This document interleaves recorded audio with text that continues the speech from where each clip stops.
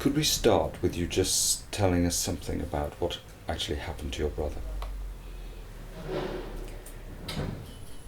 So, Adebayo had always struggled with just issues around mental health. And I believe that this was brought on after my mother died. My mother was killed in Nigeria.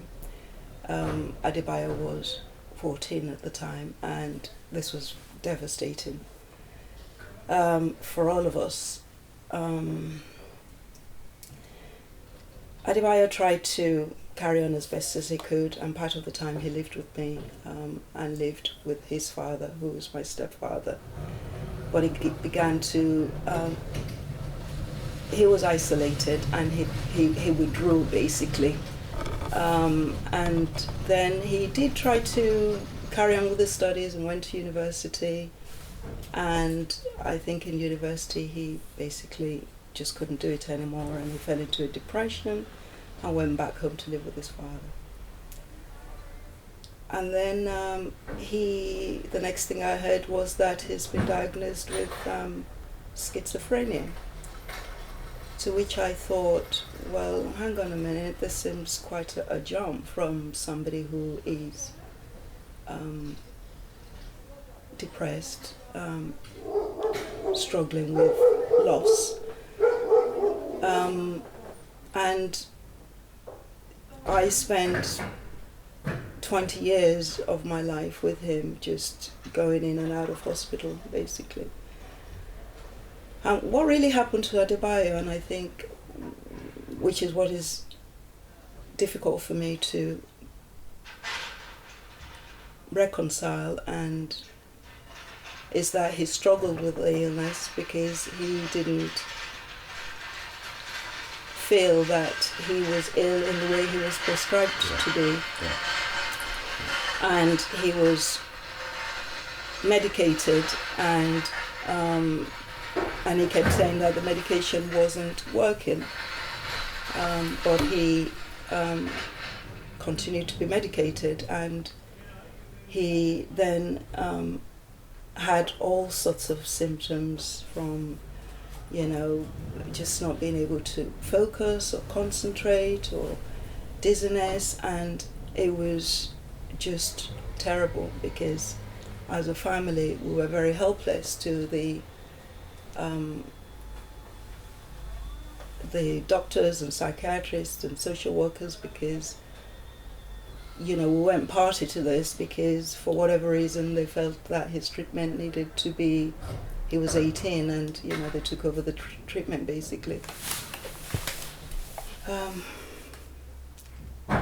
On the 27th of September in 2017, he died, and the cause of death was said to be schizophrenia, which just felt very inconclusive to me, because the next day he was due to be seeing his social worker, and he'd planned meetings to see the consultants and psychologists, and he was beginning to feel better. In your really very, I think, remarkable paper, Calling for a Live Third, you have quite a lot of research about the effect of racism on psychiatric treatments, and simply the statistics are horrifying, if nothing else. Did you feel, as he was being treated over time, that there was an element here of some kind of racial discrimination going on?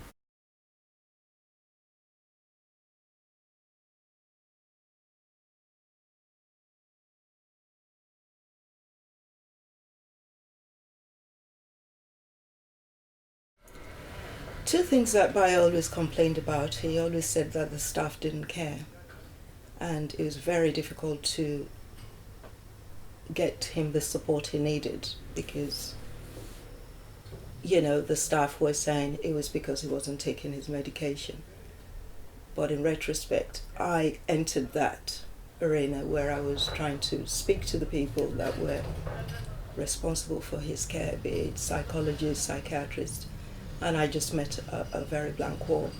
And I just felt that given that somebody has died in their care, surely there should be something, some sort of response. But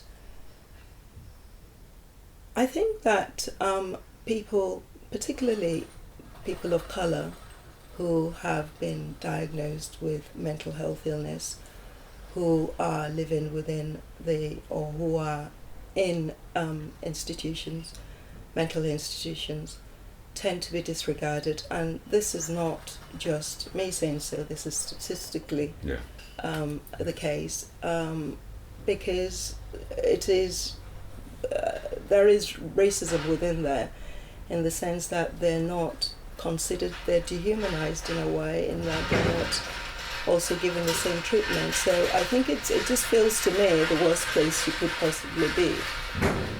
Yeah. And also, given he was insistent that he wasn't being listened to, it seems to me this keeps repeating itself. And it's as though the more he says he isn't being listened to, the less he's listened to, the more he's diagnosed. That's right. I think part of the reason for him not being listened to also is because of the fear around the so-called element of schizophrenia. Yeah. I mean, he was perfectly, I could hear what he had to say about the world, and I really couldn't understand why he couldn't get the response and he couldn't get the support he needed. It was almost as if he just could not be heard for whatever reason. Yeah. And you could imagine, I don't know if you agree with this, but you could imagine it being at least possible that they were frightened of listening to somebody who was supposedly schizophrenic, and also frightened of listening to a black man. And the combination became a sort of huge, protection racket, effectively, in the sense that the people who are nominally caring for him are very, very frightened. And the more frightened they are, the less they will be able to listen. That is true. Schizophrenia seems to be one of those things that seems to be something that's ascribed to somebody who, I guess, doesn't, I'm not quite sure actually, because there doesn't seem to be any real meaning behind it. And there's never been a consensus about what it means. This is it. So I'm not quite sure people are scared because somebody has a different sense of their reality, and that just seems too difficult to hear. I wonder whether being scared is also something about the exposure people have had. I know that from my experience that people within, because I also worked within a mental health psychiatric ward where patients were struggling with issues around schizophrenia and personality disorder, how difficult it is, and how scared the support workers were. Yeah. And I think the other issue is that the support workers that work within these institutions are not necessarily trained to work with complex personalities, as well as the fact that they're not adequately paid to do so. Yeah. So, and it could also be true, couldn't it? I mean, you're saying that makes me think that, and we could imagine this being taught to people, which is there's a real fear of listening, and what that fear is about. So that, for example, in the work we do as psychotherapists, it seems to me there's never any teaching or training about simply the fear of listening. What the fantasies are about what will happen to you if you listen to somebody, especially somebody who's really in distress. that is so true. And I never thought about it that way, actually, that there isn't actually a training. I mean, when I think about my training, the training just focuses on sort of trying to stay with the client and how to do it. How to do it. as opposed to how to think about what they're bringing. And what is the fear? Is it the fear of the fact that you're going to, disintegrate as a result of hearing somebody else? But or you're going to feel something you are very frightened of feeling, or think something that you've tried not to think. And that does make me think that to some extent what we do diagnose as schizophrenia or paranoid schizophrenia or personality disorders are things that we actually also carry within ourselves. We're not ultimately so different to those we label. Yeah.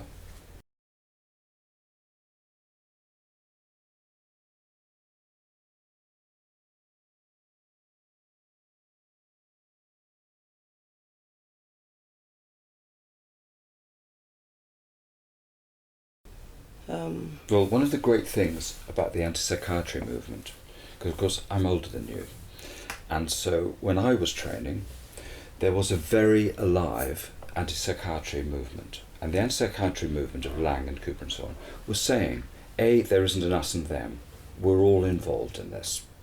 B, we should stop talking about people being ill and just think people have difficulties in living. And C, people need to be properly looked after. This is absolutely fundamental. It's about looking after people, not about diagnosing them. Now, of course, diagnosing people can help towards looking after them, but can also be a way of dismissing them or over-fixing them, over-describing them.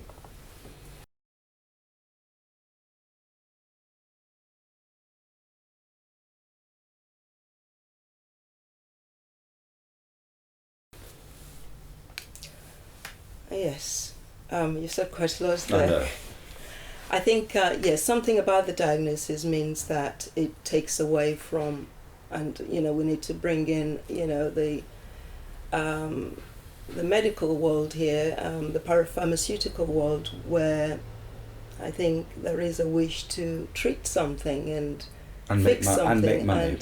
And make money. And we know that it doesn't work. Bayo said it endlessly every single time, that this medication is not helping him, but yet they kept giving him the same medication. And one of the questions I asked at the hearing, the coroner's, was that why was it that the medication, why didn't anyone listen? He said the medication wasn't helping. I mean, they gave him things like mood stabilizers, and they said, oh, that greatly helped him. And, here is somebody that he's saying he can't take this medication. It's giving him hallucination. He can't sleep. Yeah. I just think it's just been really terrible the way he's been treated. Yeah. And I think, and I feel that, part of the reason for doing this is to say that we need to learn from this experience, and hopefully, not keep repeating things. Yeah. There is a need to, so his death is not in vain. Yeah. But, and we may need to keep two things alive in this. One is to do with psychiatry and diagnosis, and the other is to do with racism.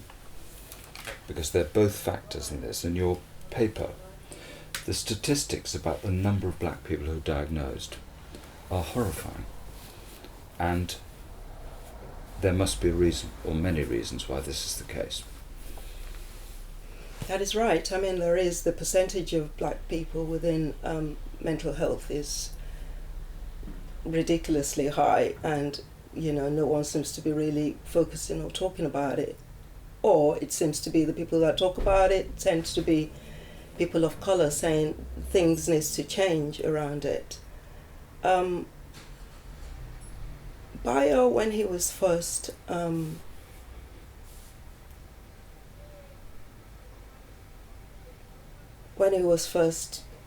taken to hospital, he resisted and pushed and fought because they were trying to hold him down and medicate him, and he was fighting against that. Yeah.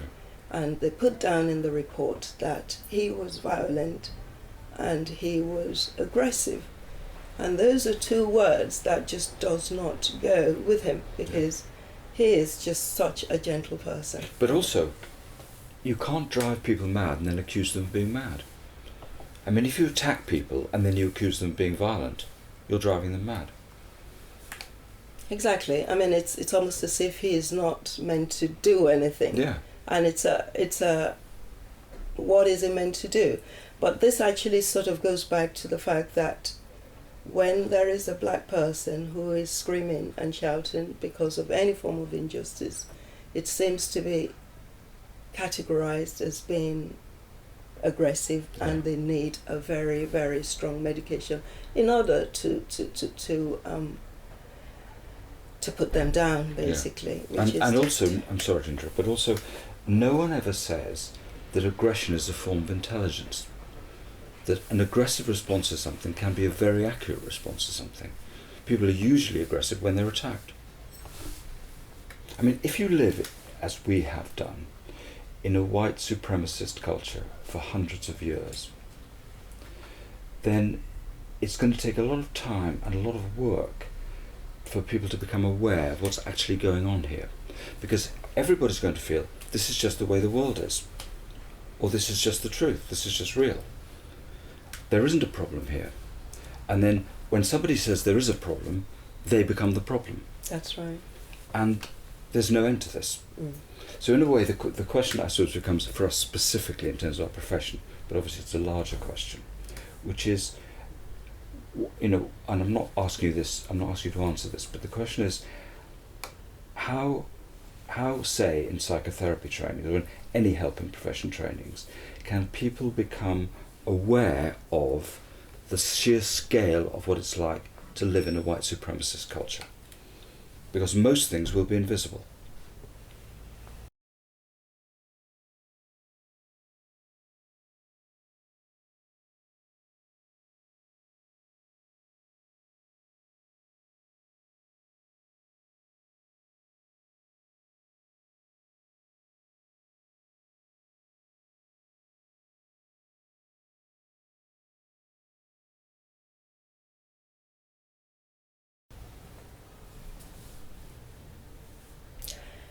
Yes, I mean, this has been the biggest project, I think, of my life, really, just trying to raise this awareness. And I don't know how I have lived my life to some extent up until Bayo died. And all of a sudden, I think it was almost like a wake-up call where I just felt in a week just trying to work out what is going on. Quickly, I was made to feel very unwell. And I just felt that if, as a person of color, you're marginalized in the sense that you haven't got the money to seek the right help you need, then illnesses like schizophrenia and any other sort of complex mental health issue is very highly possible, because you're isolated and nobody believes what you're feeling. You know, it's almost as if you're pathologized because, you know, you're not trying hard enough. And a lot of people try to link it to the fact that, you know, it's the black person who's come from a broken home or whatever. But this is not really the issue. We do need to be looking at the way society has been structured, and we do need to be thinking about just the fact that color in itself, it's such a vehicle for projection of all the negativities, which means it just becomes incredibly difficult to have any form of equal rights. Or even just have any form of just being able to go about your daily business and have a life. And this is where you might think that psychoanalysis could be useful, not as the solution remotely, but as an ingredient, as a part of that. Because at least in psychoanalysis, people are in a position to reflect on their projections. And there's space to think, ideally. Because I was struck, as I imagine you were too, and this was literally 40 years ago. When I trained to be a child psychotherapist, there were virtually no black child psychotherapists.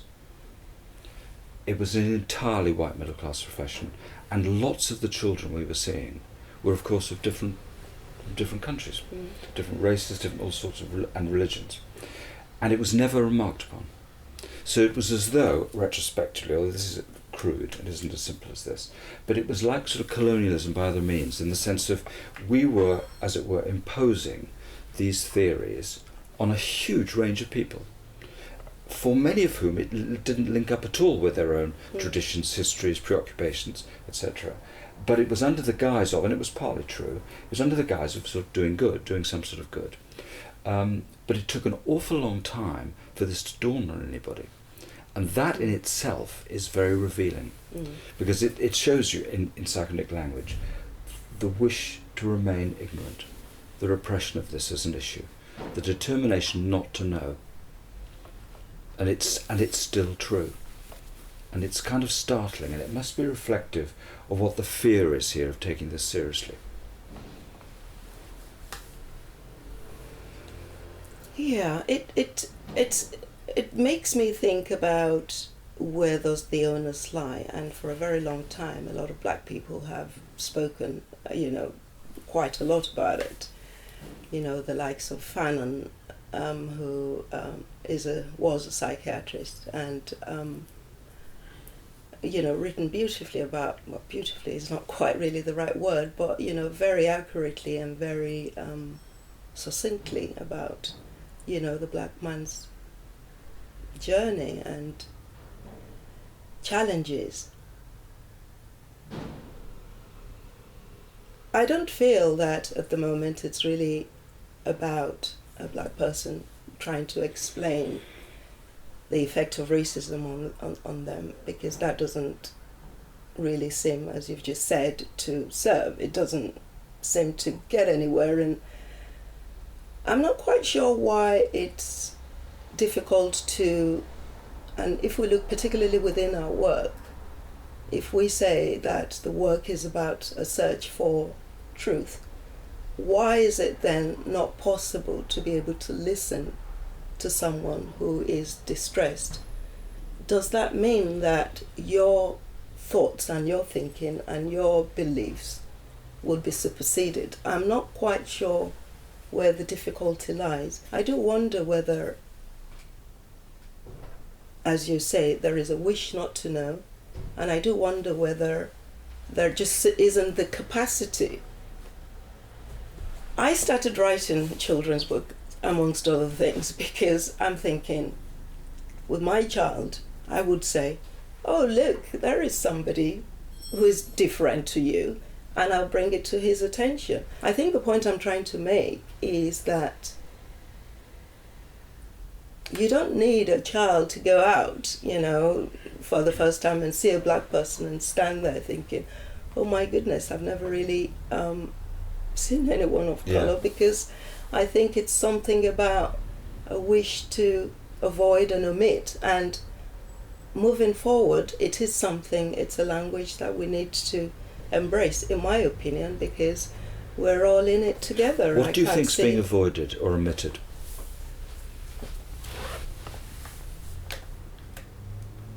That people of colour just do not matter. And this is what the whole Black Lives Movement is about. They are not seen.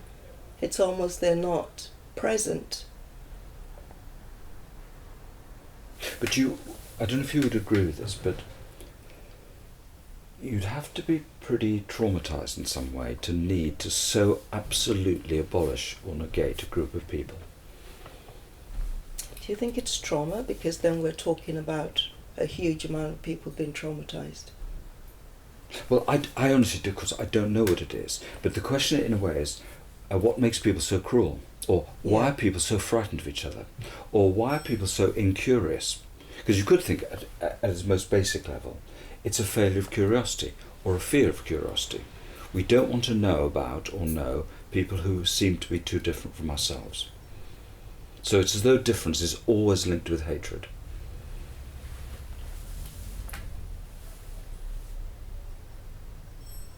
Yes. We don't want to know about people who are so different. And in one of my papers, I did write that I wonder whether there might be something about similarity that just seems to be, you know, you look like me, so you are like me. Mm. Yeah. Yeah. Which then stops curiosity for anything different to you. I mean, I was brought up to embrace difference. You know, when I was growing up, I grew up with people who were very different to me. Mm.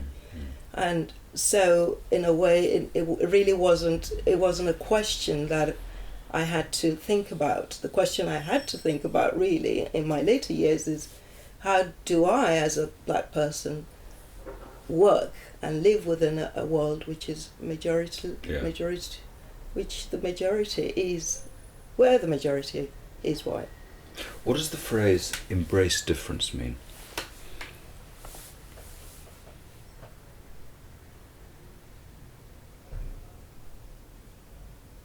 I'd say to be curious about difference. Mm. I think it's something we really do need to do in our work as psychotherapists, but I will extend that to generally all clinicians, because there is something about not seeing the person in front of you, and which carries on, you know, so it's not just what's actually happening externally, and psychoanalysis seems to want to focus on the internal, and given everything else that's going on at the moment, we can't just keep it within the internal world. It's political, it's social, it's economic. We need to be embracing all of that. And so to embrace difference means to be able to get in there. Because you'd have thought a strange thing that seems to be repressed in this, sometimes anyway, is the idea that actually difference could be very enjoyable. That there could be a great deal of pleasure in it. Because you could think on the one hand, there's tremendous fear. We all know about that. The thing people talk less about is their fear of the enjoyment of difference, or the pleasure that difference might bring. Yes, no, absolutely. And that just made me think about black people coming to the UK, and, you know, the Caribbeans and black Africans and every other black person, black author from different worlds, who come with their own culture, and how, you know, they've kind of integrated into the UK, into the British culture. And what makes Britain what it is just the mixture of all the different cultures. And, you know, they've brought music, and, you know, I can't see how that can't be interesting. I mean, I just think that difference is something that can be celebrated, be it in food, be it in art, in language.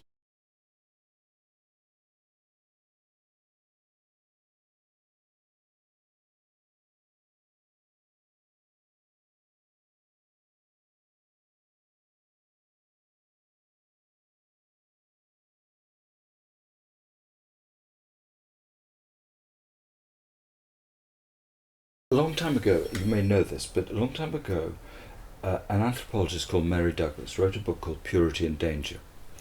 And in a way it's all in the title, because it's as though there are fantasies of purity that are sustained with some weird wish for security or familiarity or something.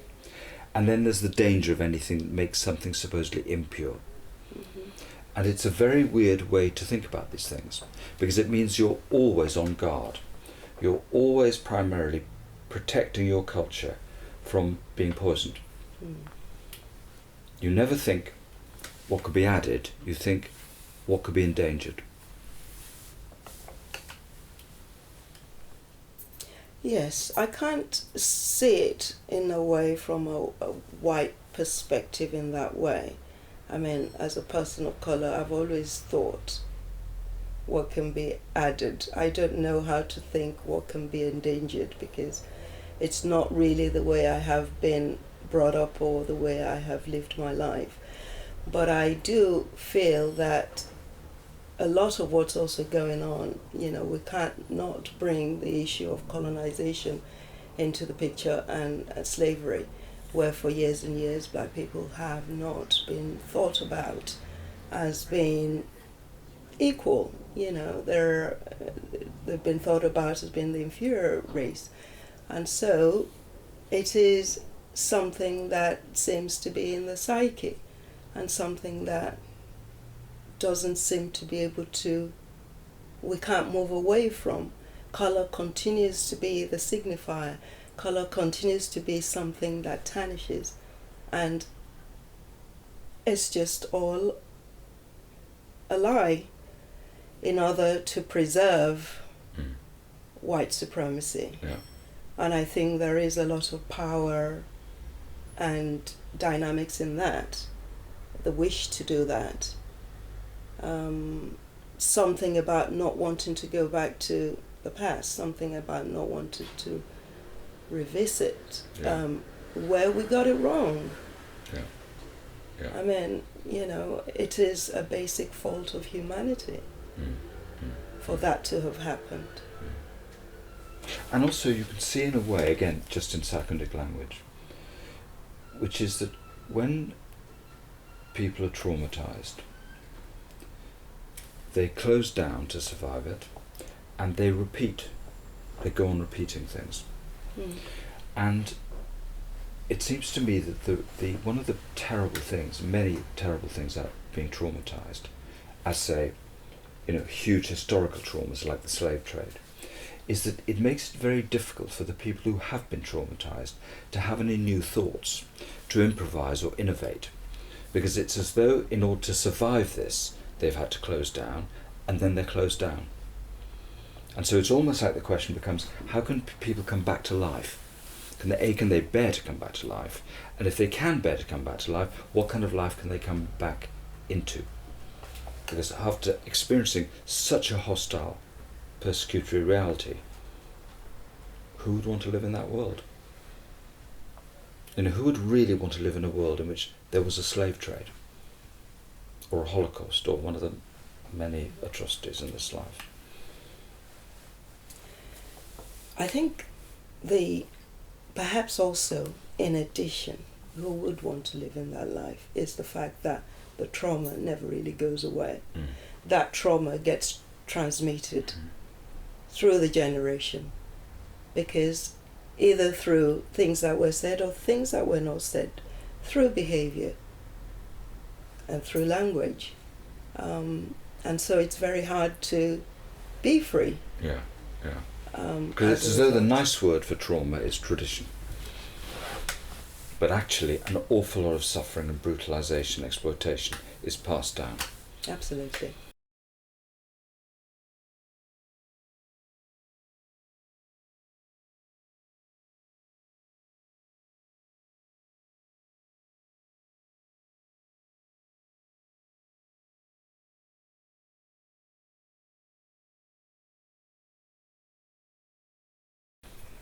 I mean, my family, my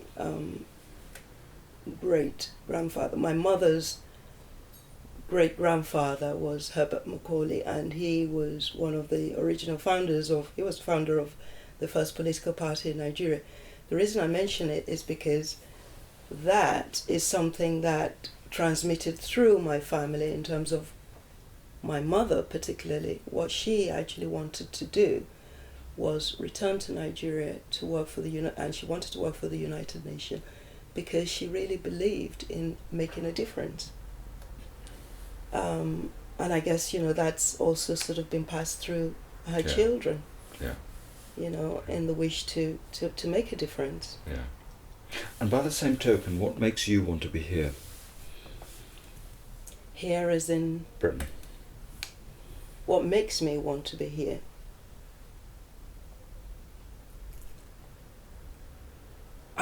didn't actually have a choice in whether I came here or not. So when I was 13, my parents decided to come and live in the UK. So that wasn't a choice that they consulted me on. I was just told that this is what it was. And yes, we kind of thought, yes, it's something we'd like to do, because it was exciting, it was different, Yeah. it was scary. Yeah. But at the moment, so many years later, what makes me want to be here is this is home, Yeah. my Yeah. family are here, my children are raised here, my education is here, my friends are here, a lot of the people I trained with. Could we talk particularly about training? Yes. Because it's something obviously of interest to both of us.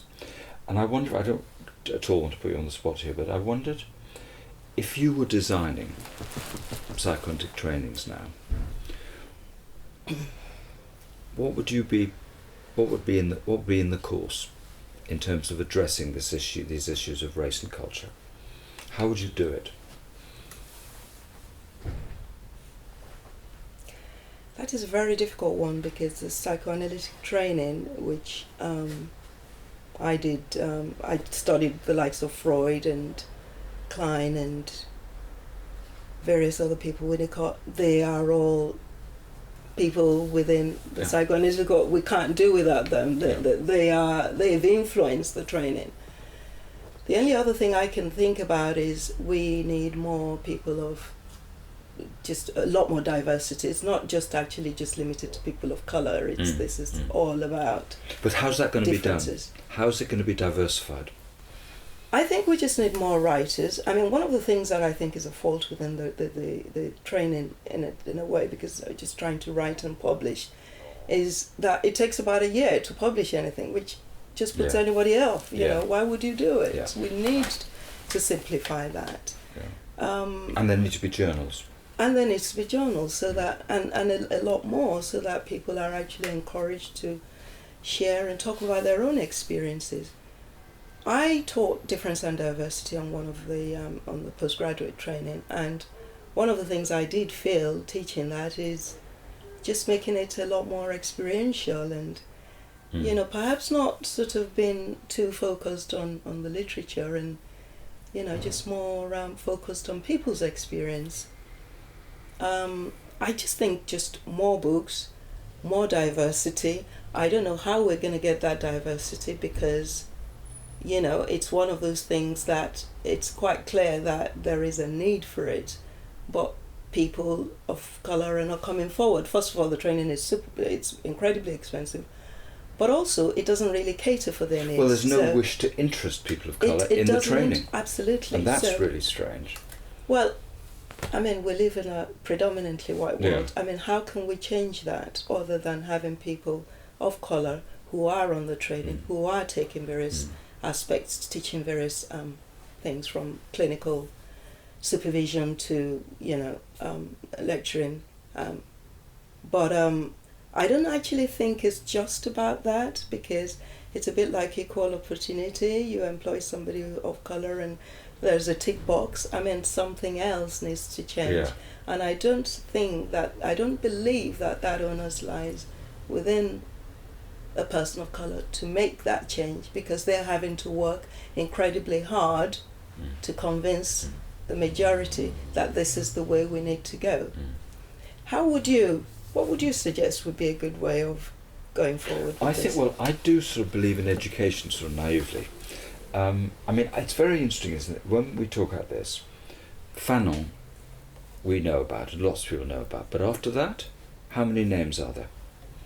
Now, of course, there are reasons for this, but it would seem to me that I would be keen, I think, to simply raise the fact that this is an issue, that this is a white supremacist culture. So I think on psychoanalytic trainings, there should be, as it were, a course on what it might mean to live in a culture like that, and to have lived historically for hundreds of years, so that something of the evolution of this is taught.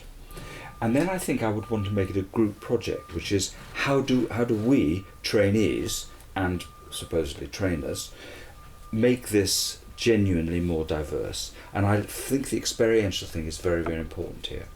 Because I think that in a way, the risk is that it becomes a seminar. And there's a limit to what seminars can do, it seems to me, in these situations. People need to be able to reflect in groups in which they feel safe enough on what their experience of these things has been like. And I think that's one place to start. I also think that that there needs to be a sort of, if you look, I know you know this, but if you look at, there are a few references in Winnicott and Klein and Freud to people of colour. Very, very few, but they're there. And they're really worth looking at, because they're quite revealing. Freud talks about primitive races, obviously. Now, in a way you could say, well, this is how they all talked then, because it doesn't make it any better. It just simply it gives it historical rationalisation. So that I think how people of colour have sort of been incorporated into psychoanalytic writing, and of course disincorporated, I left out. So that I think would be worth looking at. I also think that there's got to be some reflection on the consequences for psychoanalytic theory of having been part of white supremacism. Because it has to be there. It's not, it's not impartial, this. This is a very, very culturally specific moment in, if we talk about British psychoanalysis, in British psychoanalysis. I think there is a shift, however slight. My worry is, are we going to go back to the status quo? The reason being that the shift hasn't been particularly welcomed by the majority, and we need the majority to embrace this. Baldwin said something very interesting, that,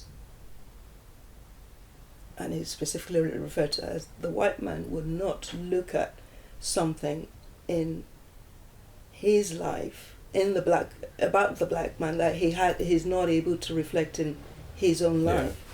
And I guess the point he's sort of trying to make is, I on my understanding of that is, why should people do it? Why would they want to do it? Yeah. Why would their lives be better if they did it? Why would their lives be better if they do it? They're having to go out of their way. Why would you give up something that's comfortable, okay, privileged, to entertain something else that actually, in a way, you've convinced yourself is problematic and discomforting, and actually will destroy your sense of security. Exactly. And in the meantime, we've got the likes of Black Lives Matter, and people out there sort of pushing and struggling and wanting a better life. But then there's Black Lives Matter, and then people turn up and say, but white lives matter. Yes. And you think, and there's more of the problem. And all lives matter. Yeah, all lives matter, exactly. And we all agree that all lives matter, exactly. Especially in our work. Of course. All lives matter, that's and that goes uncontroversial. without saying. It's like saying nothing. Yes. But it's also like trying to shut down the conversation. Yeah, absolutely. And this has been the problem, hasn't it? Sort of over years, a wish to shut down the conversation. Yeah. But that's why I think, in a way, psychoanalysis is particularly interesting in relation to this, because psychoanalysis claims to be the profession that wants to listen, that is open for conversation. So here's, as it were, the great cultural monument, supposedly, to openness, to a certain version of liberalism, to a certain version of, to listening, to difference. What are we doing about it? Absolutely. Where are the people of colour? I mean, why hasn't this been embraced by a great diversity of people? Oh, the answer is because I don't really know what the answer is, but one of the answers is it's not appealing, it's not alluring, it doesn't address a whole range of people's preoccupations. But I think also it hasn't actually been sold to them. And perhaps how would you sell it to them? Well, I think maybe there is a wish to keep it. I agree with that, for sure. But let's imagine we wanted to sell it to them, whoever they are. What would we do differently, do you think? Well, you certainly need a lot more people who are going to be able to think like them. Yeah. In positions of power. Yeah. And I don't even think that's just within psychoanalysis, which actually works, because you kind of need someone who's going to be able to. You don't need to kind of like say, this is what happened to me, and that person says, I get it. Yeah, yeah. You don't have to explain to me what happened to you, because I know what happened to you, because I can relate to what happened to you. Yeah. Yeah. And I think this is the problem, and this is the problem with the training, the fact that one is having to explain why that was painful, why that hurt. And then you're told, well, it's because you've got a chip on your shoulder. Yeah. And So it goes on. And it goes forever. on. And it's kind of like, no, I actually felt hurt by what that person said, something in that conversation. But then there is not an ability to understand it. Or enough curiosity about it. Or not curiosity about it.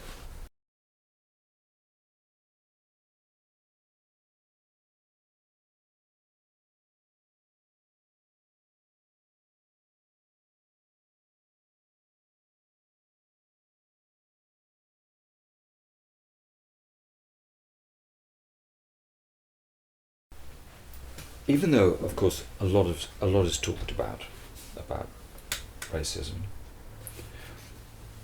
why do you think it's so difficult to talk about?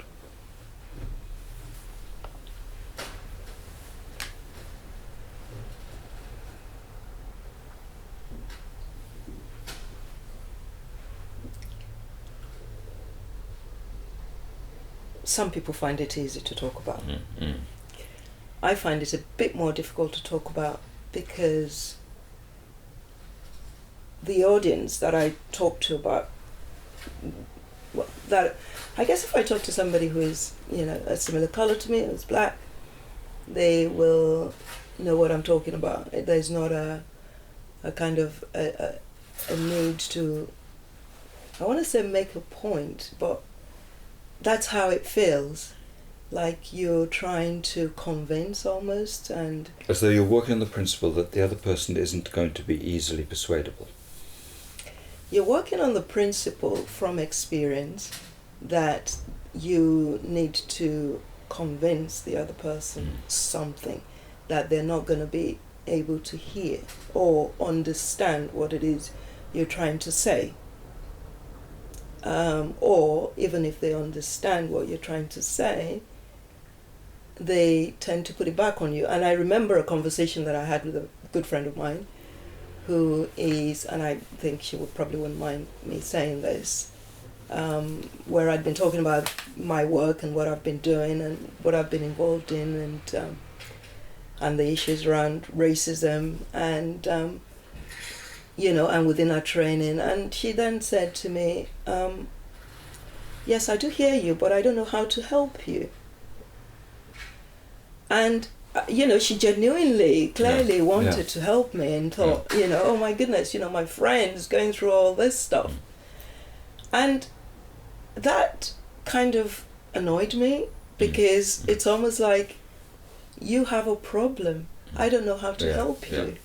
And I'm thinking, this is a problem. Now, whose problem is this? Whose problem is this? There's a very interesting thing that there's an American poet called John Ashbery, and he was interviewed, and the interviewer said to him, "Why is your poetry so difficult?" And he said, "Well, I noticed that when you try and communicate with other people, they eventually lose interest. But when you talk to yourself, people want to listen in, right? And maybe we should do more talking to ourselves. Maybe the determination or the wish to communicate, sometimes it has a kind of counter effect. So that we should be, among the things we should be doing is getting into our own delirium and just saying what we think and seeing who listens in. Because it could be the project of persuasion itself has a bad effect on people. People don't want to be persuaded. They do want to hear things, but they don't want to be persuaded. Right. And I guess it probably hits on the nail on the head in terms of what's going on, this sort of sense that people feel that they're trying to be persuaded. I don't think it's so much about being persuaded. I think it's about bringing a reality out there to say this is the reality. I think people are struggling to be bothered to some extent. Or to want to be shown things. Or want to be shown things.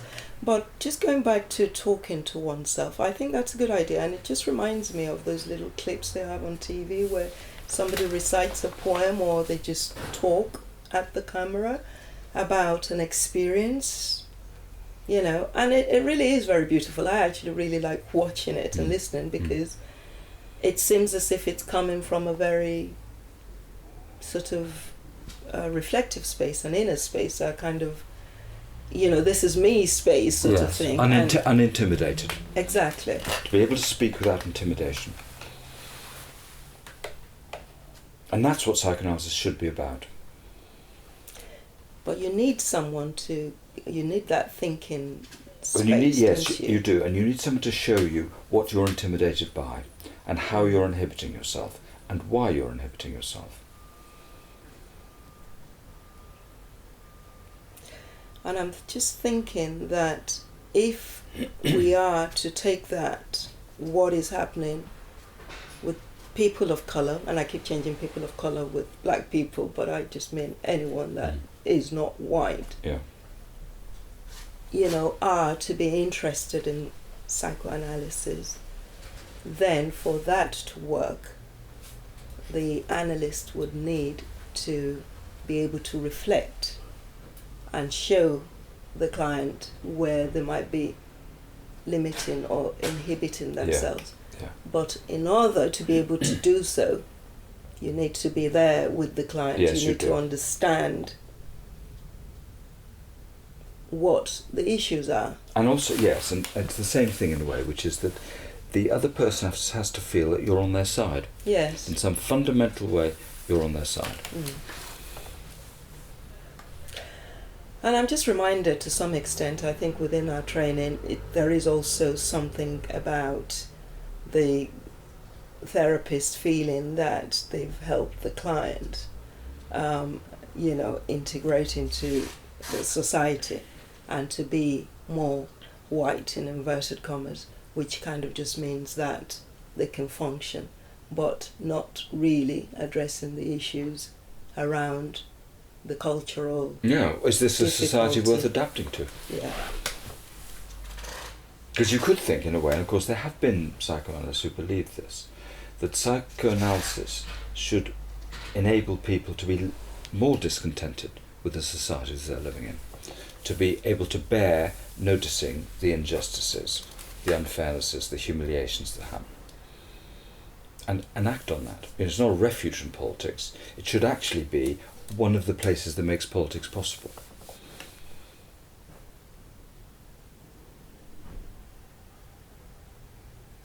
So we're talking about sort of being something about happiness is not the normal state. The depressive position is the normal state. Being able to accept that this is the world we live in. Well, I don't know, because I think I think nobody knows what the world that we live in is. But I don't think we should be in a hurry to accept the conditions as they exist. I think we should be able to discuss it, but also do things in the world. I mean, I might sit in my consulting room thinking, I'm not a racist. But the question is, what do I actually do in the world that, as it were, shows that? Because, of course, I can have lots of thoughts that make me feel good about myself. But actually, what's the relationship between these thoughts and what I actually do in the world?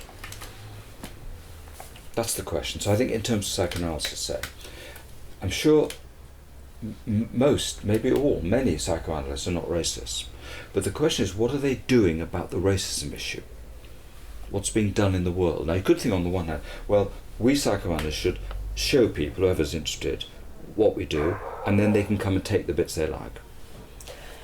Well, I mean, there are other people that have a different take on what racism is, and if, for instance, Fakra Davids would say, if we start on the premise that we're all racist, in the sense that the fact that one isn't doing anything about it is also a sign that one is part of it. Absolutely, yeah.